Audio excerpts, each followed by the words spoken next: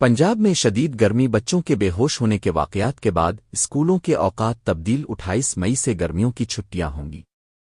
پنجاب میں شدید گرمی کی لہر اور بچوں کے ہارٹ اسٹروک سے متاثر ہونے کے واقعات کے بعد محکمہ تعلیم نے فوری اقدامات کرتے ہوئے اسکولوں کے اوقات نکار میں کمی اور گرمیوں کی تعطیلات کے شیڈول کا اعلان کر دیا ہے۔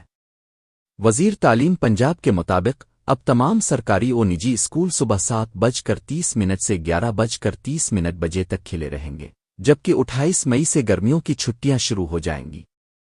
محکمہ صحت کی رپورٹ کے مطابق مختلف اضلاع سے متعدد بچوں کے ہارٹ اسٹروک اور بے ہوش ہونے کی اطلاعات موصول ہوئیں، جس پر والدین، اساتذہ اور سول سوسائٹی نے اسکول اوقات میں کمی کا مطالبہ کیا۔